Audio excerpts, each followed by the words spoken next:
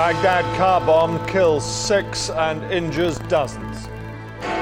Up before the FA, Ferdinand prepares to make his case. Tomorrow really is a charade. Rio Ferdinand will be charged. And united in grief, relatives remember the dead of the Bali bomb.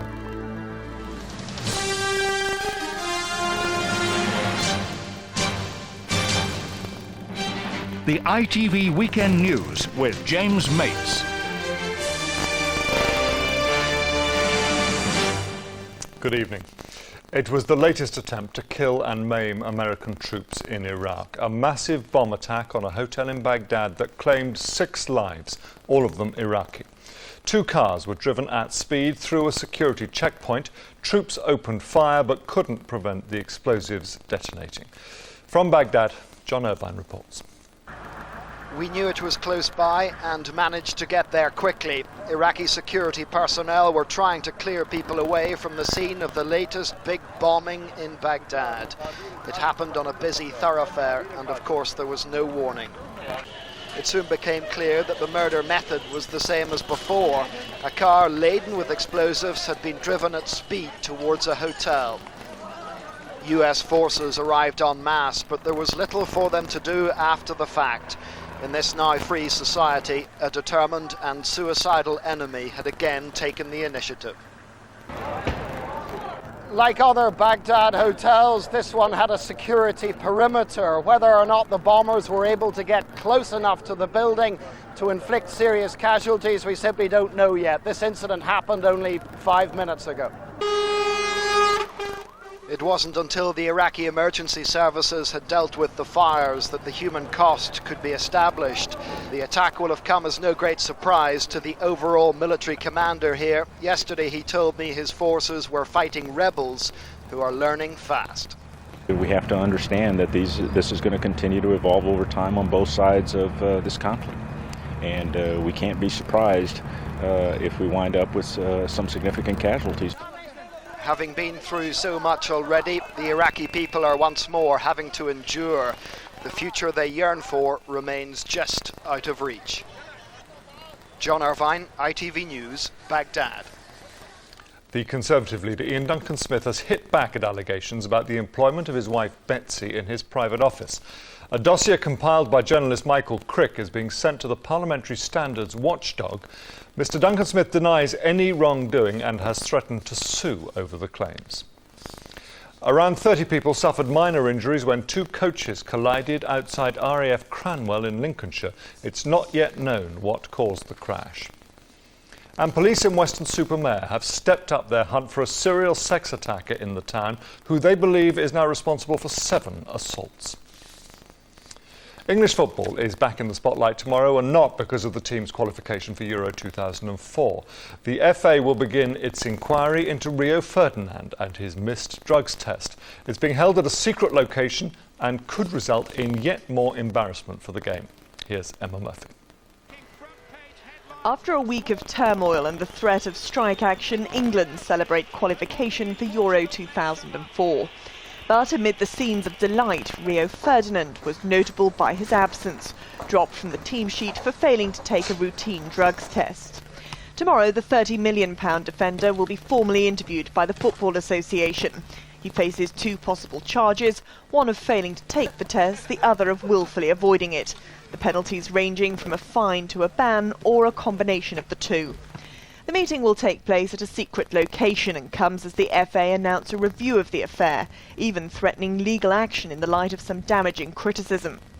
After a week in which every detail of the case has been publicly played out, some pundits believe Ferdinand has been treated unfairly.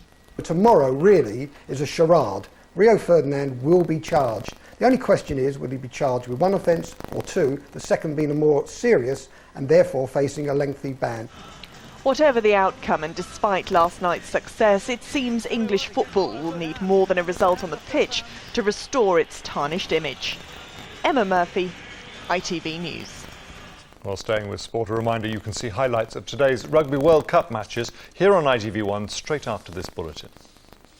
Finally, families half a world apart were united in grief today, remembering the victims of the Bali bombing on the 1st anniversary of the attack. There, flowers were laid in their honour.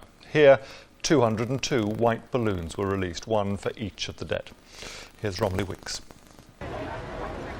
202 people from 22 different countries died in Bali. Today in London, they remembered them all. A balloon released for each life lost. It's a year since the bombing, but a year's too short to rebuild shattered lives. A lot of people who are still not able to lead normal lives. I think perhaps I'm all right, but there are people who are still traumatized. They need counselling. Some of them may need financial help. Some people haven't been able to work. The Foreign Secretary and the Duke of Kent joined relatives inside the church. It was the most personal of services. The names of each one of the British victims read out one by one. Chris Bradford, Bettina Brands. In the lighting of the candles, we bring our love to the moment of remembrance. It is a love which lasts beyond death. At ceremonies across the world, the sentiments were the same. In Bali, as in Britain, they prayed for the victims and for those left behind. Romilly Weeks, ITV News. Well, that's all for now. Keep up with developments on the ITV News channel, but from all of us here on the Weekend Team, good night.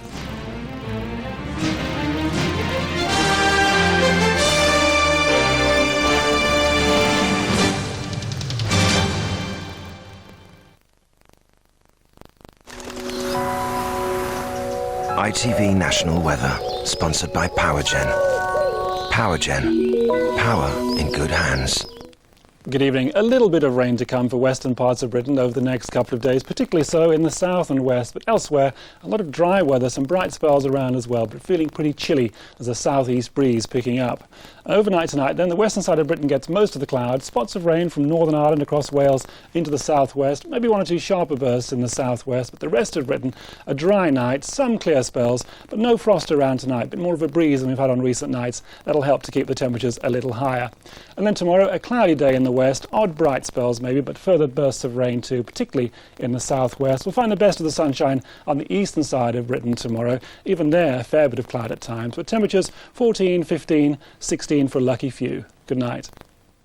Powergen, power in good hands.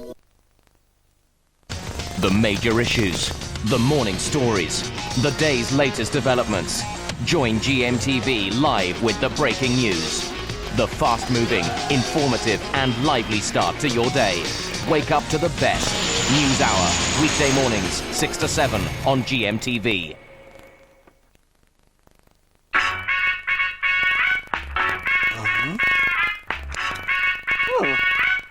Central weather with BMIBaby.com. Well, it is an okay week ahead for us. Tuesday looks at the greyest at the moment, and it's certainly a better week ahead than down in the south.